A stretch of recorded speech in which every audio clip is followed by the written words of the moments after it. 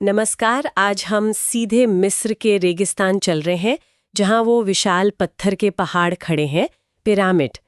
इन्होंने सदियों से हमेशा से ही इंसान को सोचने पर मजबूर किया है। बिल्कुल। हमारे पास जो स्रोत हैं आज, वो इनके बनने की कहानी, इनके अविशाल आकार और इनसे जुड़े कुछ बहुत ही कह सकते हैं हैरान करने वाले विचारों पर रोशनी डालते हैं। जी।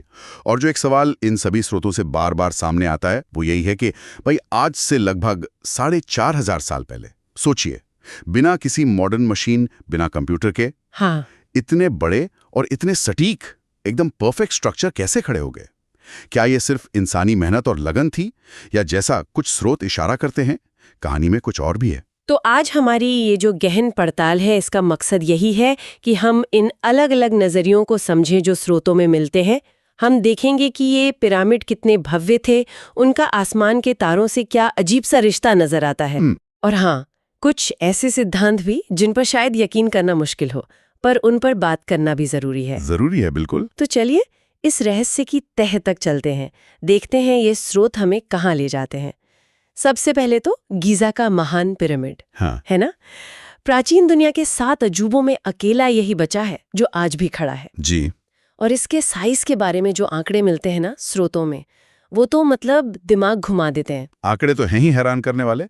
आप सोचिए, एक अनुमान है कि करीब 23 लाख पत्थर के ब्लॉक लगे हैं इसमें। 23 लाख? बाप रे। और हर ब्लॉक का वजन कम से कम औसतन 2.5 टन, कुछ तो इससे कई कई ज्यादा भारी है। 2.5 टन? आज भी अगर हमें ऐसी कोई चीज बनानी हो, सबसे मॉडर्न क्रेन और तकनीक लगाकर भी, तो ये एक बहुत बहुत बड़ी चुनौती होगी। और यहीं से वो सवाल शुरू होते हैं जो हमारे स्रोत भी बार बार उठाते हैं।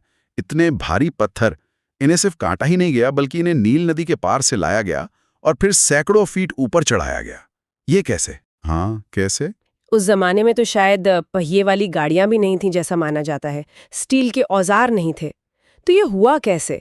ये सिर्फ वजन का सवाल नहीं है, ये पूरी लॉजिस्टिक्स, पूरी प्लानिंग एक ऐसी पहेली है जिसका जवाब आज तक पूरी तरह नहीं मिल पाया है। सही कहा। ये सिर्फ पत्थर इकट्ठे करने जैसा नहीं था। इसके पीछे जो इंजीनियरिंग थी, जो प्लानिंग थी, जो लोगों को मैनेज करने का तरीका था, वो कमाल का रहा होगा।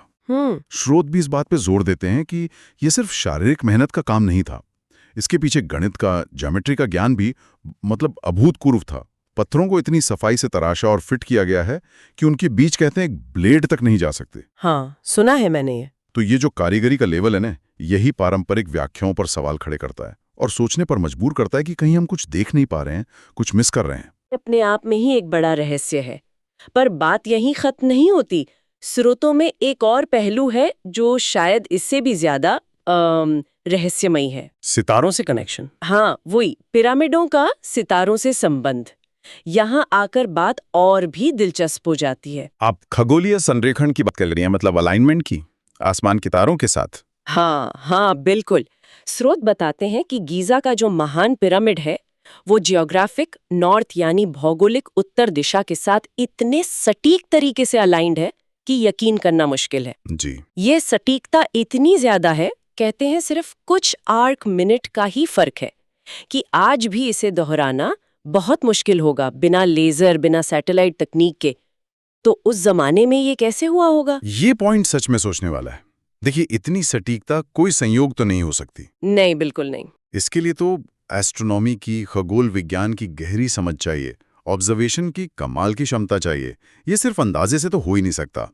ये हमें बताता है कि प्राचीन मिस्र के लोग सिर्फ किसान या मजदूर नहीं थे, वो बहुत कुशल एस्ट्रोनॉमर्स और इंजीनियर भी थे। और ये बात सिर्फ नॉर्थ के अलाइनमेंट तक ही नहीं है। जैसा कि कुछ रिसर्चर्स बताते हैं, स्रोतों में भी इसका जिक्र है। गीजा के जो 3 मुख्य पिरामिड हैं, उनकी पोजीशन आसमान में ओरियन तारामंडल है ना, उसकी बेल्ट के 3 तारों से मिलती जुलती है, अलनितक, अलनिलम और मिंताका। हाँ, ओरियन कॉरेलेशन थ्योरी। बिल्कुल। ऐसा लगता है मानो उन्होंने धरती पर उन तारों का नक्शा बना दिया हो। ये सोचना ही कितना अद्भुत है। हाँ, ये थ्योरी काफी आकर्षक है। और अगर ये सच है, तो फिर इसका मतलब ये हुआ कि पिरामिड सिर्फ राजाओं के मकबरे नहीं थे। शायद उनका कोई बड़ा, कोई कॉस्मिक, कोई ब्रह्मांडीय उद्देश्य था। जैसा कुछ स्रोत अंदाजा लगाते हैं, हो सकता है वो स्वर्ग या पुनर्जन्म की यात्रा से जुड़े किसी गहरे धार्मिक या आध्यात्मिक विश्वास का हिस्सा हूं, जिसे उन्होंने धरती पर एक तरह से साकार कर दिया। तो ये इतना मायने क्यों रखता है? मतलब ठीक है, तारों से लाइन थे, पर इसका महत्व क्या है? ये इसलिए मायने रखता है क्योंकि ये हमारी जो समझ है ना प्राचीन सभ्यताओं के बारे में, उसको चुनौती देता है। ये दिखाता है कि उनके पास शायद ऐसा ज्ञान था, दुनिया को देखने का ऐसा नजरिया था, जो हमारी आज की कल्पना से भी परे है। अच्छा। ये सवाल खड़ा करता है कि क्या वो ब्रह्मांड को हमसे बेहतर समझते थे, या कम से कम एक अलग तरीके से समझते थे? क्या पिरामिड सिर्फ पत्थर की इमारतें हैं, या वो तारों के साथ क्या कहते संवाद करने का एक तरीका थे, एक संदेश जो हजारों साल बाद भी हमें सोचने पर मजबूर कर रहा है? तारों से संवाद, इसी से जुड़ा हुआ स्रोतों में कुछ और भी थोड़े अजीब से सिद्धांत मिलते हैं। ये ऊर्जा और कंपन वगैरह से जुड़े हैं। हाँ, ये पिरामिडों के रहस्य की एक और परत खोलते हैं। हाँ, ये सिद्धांत थोड़े मुख्यधारा विज्ञान से हटकर हैं, ये मानना पड़ेगा, लेकिन स्रोतों में इनका जिक्र है तो इन पर बात करना भी जरूरी है। ये पिरामिडों के उन पहलुओं से जुड़े हैं जिन्हें शायद हम अभी तक देख या समझ नहीं पाए हैं। एक आइडिया ये है कि पिरामिडों का जो डिजाइन है वो उन्हें किसी तरह की एनर्जी को फोकस करने या ट्रांसमिट करने लायक बनाता था। कौन सी एनर्जी? शायद पृथ्वी की अपनी नेचुरल एनर्जी, या फिर कॉस्मिक एनर्जी।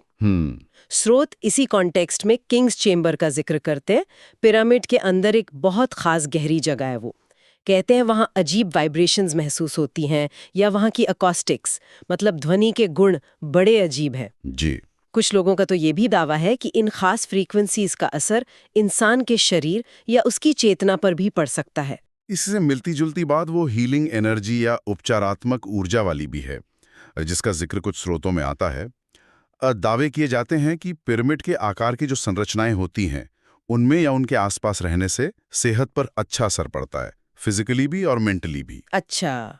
हाँ, लेकिन ये साफ करना जरूरी है कि इन दावों का कोई ठोस वैज्ञानिक सबूत अभी तक नहीं मिला है।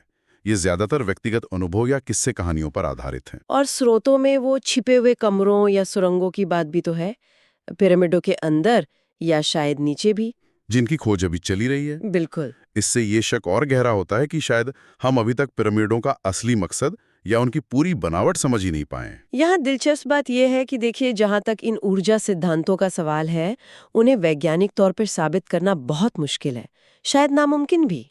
पर पिरामिडों के कुछ फिजिकल गुण वाकई ऐसे हैं जो आज भी अनसुलझे हैं। जैसे मैंने पहले कहा, महान पिरामिड के अंदर कुछ चैम्बर्स में ग्रेनाइट का इस्तेमाल।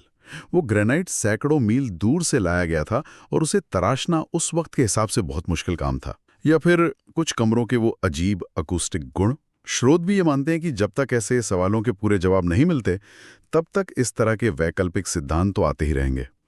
बात तो सही है। विज्ञान शायद अभी भी इन प्राचीन इमारतों के सारे राज पूरी तरह से खोल नहीं पाया है। और इन्हीं वैकल्पिक सिद्धांतों की लिस्ट में अब हम उस आइडिया पर आते हैं जो शायद सबसे ज्यादा कंट्रोवर्शियल है, लेकिन हमारे स्रोतों में इसका भी जिक्र है। Alien connection. हाँ। क्या पिरामिडों को बनाने में किसी बाहरी मतलब नॉन ह्यूमन सभ्यता का हाथ था?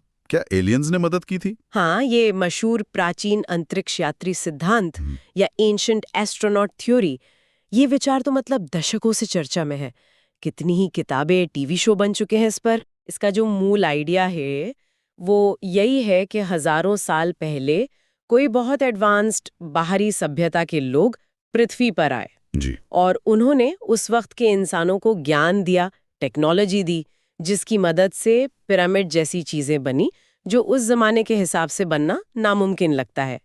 तर्क यही दिया जाता है कि भाई उस युग के इंसानों में अकेले ये सब करने की काबिलियत थी ही नहीं। इस थ्योरी को मानने वाले अक्सर मिस्र की पुरानी कलाकृतियों, दीवारों पर बनी कुछ तस्वीरों का हवाला देते हैं। स्रोतों में बताया गया है कि कुछ लोग इन तस्वीरों या हायरोग्लिफिक्स, वो जो चित्र वाली लिखावट होती थी, उनको ऐसे इंटरप्रेट करते हैं जैसे उनमें आज की मशीनें दिख रही हों। जैसे क्या दिखता है उन्हें? जैसे कोई विमान या हेलीकॉप्टर जैसी दिखने वाली आकृतियां, या फिर कुछ ऐसी आकृतियां जिन्हें लोग स्पेस सूट पहने हुए प्राणी समझ लेते हैं। स्पेस सूट, मतलब ये तो बहुत ही अजीब बात है। तो सवाल ये उठता है, जैसा स्रोत भी पूछते हैं, क्या ये सिर्फ पुराने कलाकारों की कल्पना थी, कोई मिथक बना रहे थे वो, या फिर वो सच में कुछ ऐसा देख रहे थे जिसे वो समझ नहीं पाए और उसे आसमान से आए देवता मान लिया? इससे एक बहुत जरूरी सवाल उठता है कि हम सबूतों को देखते और समझते कैसे हैं, है ना? हमें समझना होगा कि एक थ्योरी है जो हमारे पास जो स्रोत है उनमें से एक नजरिया पेश करती है। ये थ्योरी अक्सर वहां जवाब देने की कोशिश करती है जहां पारंपरिक इतिहास या पुरातत्व के पास एकदम साफ जवाब नहीं होते, या जहां सबूत थोड़े कंफ्यूजिंग लगते हैं, जैसे वो हायरोग्लिफ्स की बात हुई। लेकिन स्रोत ये भी तो बताते हैं कि जो मुख्य धारा के इजिप्टोलॉजिस्ट हैं, यानी मिस्र के विशेषज्ञ, वो इन तस्वीरों को बिल्कुल अलग तरह से देखते हैं। हाँ, बिल्कुल। वो तो कहते हैं कि ये धार्मिक चिन्ह है, ये कोई पौराणिक जीव है, या रोजमर्रा की चीजों को स्टाइल में बनाया गया है। वो इन्हें टेक्नोलॉजी तो नहीं मानते। तो इस फर्क को कैसे समझें? बिल्कुल सही कहा आपने, और इसीलिए इस सिद्धांत का विश्लेषण करना जरूरी हो जाता है। देखिए, मुख्य धारा का विज्ञान और पुरातत्व वो इन एलियन कनेक्शन वाले दावों को नहीं मानते। उनके पास इन चित्रों और संरचनाओं की अपनी पारंपरिक इंसान केंद्रित व्याख्याएं मौजूद हैं। हाँ। और ये ध्यान रखना बहुत जरूरी है कि हम यहाँ किसी भी सिद्धांत का पक्ष नहीं ले रहे हैं। हमारा काम बस इतना है कि स्रोत सामग्री में जो अलग अलग नजरिए दिए गए हैं, चाहे वो कितने भी विवादास्पद क्यों ना लगें, उन्हें सामने रखें। ठीक है। प्राचीन अंतरिक्ष यात्री सिद्धांत जो है वो हमारे इतिहास की जो स्थापित समझ है उसे चैलेंज करता है और हमें दूसरी संभावनाओं पर सोचने को उकसाता है, भले ही उनके लिए ठोस सबूत ना हो। ये दिखाता है कि पिरामिडों का रहस्य इतना गहरा है कि वो ऐसे दूर की कौड़ी लाने वाले विचारों को भी जन्म दे सकता है। तो एक तरफ तो ये वैकल्पिक, बल्कि कई बार कल्पनाशील लगने वाले सिद्धांत हैं, और दूसरी तरफ स्रोतों में वो वैज्ञानिक और पुरातात्विक नजरिया भी है जो मानता है कि ये सब कुछ पूरी तरह से इंसानों ने ही किया। हाँ, और ये नजरिया भी अपने आप में कम प्रभावशाली नहीं है। मुख्य धारा का मत यही है कि पिरामिड प्राचीन मिस्र के लोगों की अविश्वसनीय सरलता, उनकी संगठन क्षमता, उनके गणित के ज्ञान और बहुत बड़े पैमाने पर इस्तेमाल की गई इंसानी मेहनत का नतीजा है। हजारों, शायद लाखों मजदूरों ने दशकों तक काम किया होगा। उन्होंने शायद रैंप बनाए होंगे, लीवर का इस्तेमाल किया होगा, पानी की मदद से पत्थरों को खिसकाया होगा, ऐसी तकनीकें जिनका आज हमें पूरा ज्ञान शायद ना हो। ये इंसानी संकल्प और सहयोग की एक अद्भुत मिसाल है। तो मतलब एक कहानी है इंसानी प्रतिभा और पसीने की। निश्चित रूप से। और ये कहानी भी अपने आप में कम हैरान करने वाली नहीं है। लेकिन जैसा हमने पूरी बातचीत में देखा और जैसा स्रोत भी मानते हैं, इस कहानी में कुछ पन्ने अभी भी या तो खाली हैं या धुंधले हैं। हाँ, ये तो है। बनाने की कुछ बारीकियां, जैसे वो भारी ग्रेनाइट ब्लॉक अंदर के कमरों तक कैसे पहुंचाए गए, वो सटीक तकनीकें कौन सी थीं जिनका कोई साफ पुरातात्विक सबूत नहीं मिला है, खगोलीय संरेखण की वो हैरान करने वाली सटीकता, और पिरामिडों से जुड़े कुछ अनसुलझे भौतिक गुण जैसे वो कथित ऊर्जा क्षेत्र या ध्वनि प्रभाव, ये सब आज भी गहरी बहस और रिसर्च का विषय बने हुए हैं। तो इन सभी स्रोतों से गुजरने के बाद हम आखिर खड़े कहाँ हैं? ऐसा लग रहा है जैसे हम एक दौराहे पर हैं। एक रास्ता हमें इंसान की कमाल की क्षमता, उसके संगठन और उसकी मेहनत की तरफ ले जाता है, और दूसरा रास्ता हमें उन रहस्यों और अनसुलझे सवालों की ओर इशारा करता है जिनका जवाब शायद अभी तक मिला ही नहीं है। तो इन सब का क्या मतलब निकालें? मतलब शायद यही है कि पिरामिड हमें विनम्र बनाते हैं। वो हमें याद दिलाते हैं कि हमारा अतीत शायद उतना सीधा साधा नहीं था जितना हम कभी-कभी सोच लेते हैं, और प्राचीन लोग हमारी कल्पना से कहीं ज्यादा सक्षम और ज्ञानी हो सकते थे। स्रोत हमें दिखाते हैं कि इंसानी सरलता की कोई सीमा नहीं थी, लेकिन साथ ही वो उन रहस्यों की तरफ भी इशारा करते हैं जिन्हें पूरी तरह समझने के लिए शायद हमें और गहराई में जाना होगा, शायद नई तकनीक का इंतजार करना होगा, या फिर सोचने का एक बिल्कुल अलग तरीका अपनाना होगा। वो एक पहेली है जो हर पीढ़ी को अपनी तरफ खींचती है।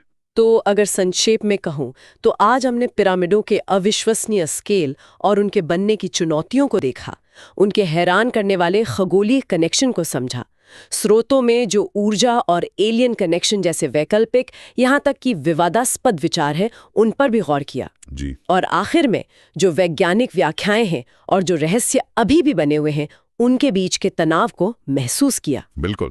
और जो केंद्रीय दुविधा है वो वही है, क्या ये विशाल संरचनाएं पूरी तरह से इंसानी बुद्धि, मेहनत और उस समय की ज्ञात, भले आज वो तकनीक खो चुकी हो, उसका शिखर है, या फिर क्या उनमें कोई ऐसा गहरा राज, कोई ऐसी अनदेखी परत छुपी है जिसे हम आज की अपनी एडवांस समझ के बावजूद पकड़ नहीं पा रहे हैं? ये एक ऐसा सवाल है जो शायद हमेशा हमारे मन में गूंजता रहेगा जब भी हम इन प्राचीन अजूबों के बारे में सोचेंगे या उनकी तस्वीरें देखेंगे। और इसी सोच को थोड़ा और आगे ले जाते हुए एक आखिरी बात जो इन स्रोतों को खंगालने के बाद मन में आती है, अगर, जैसा कि कुछ सिद्धांत इशारा करते हैं, पिरामिडों का मुख्य उद्देश्य सिर्फ मकबरे या स्मारक बनना नहीं था, तो क्या ऐसा हो सकता है कि वे किसी ऐसे प्राचीन ज्ञान, किसी ऐसी तकनीक या दुनिया को देखने के किसी ऐसे नजरिए के भंडार हों जिसे इंसान वक्त के साथ भूल गया है?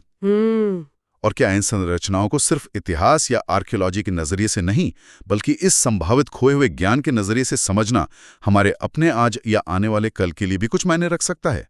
क्या पता वो सिर्फ अतीत के पत्थर ना हो, बल्कि भविष्य के लिए छोड़े गए कुछ संकेत हों जिन्हें समझने की चाबी हमें अभी ढूंढनी बाकी है। ये वाकई एक बहुत गहरा विचार है। पिरामिड सिर्फ पत्थर और रेत में दबे रहस्य नहीं है, बल्कि वो इंसान के इतिहास की क्षमता, उसकी सीमाओं और उसकी अनसुलझी पहेलियों के विशाल प्रतीक हैं। आज की ये गहन पड़ताल यहीं समाप्त होती है।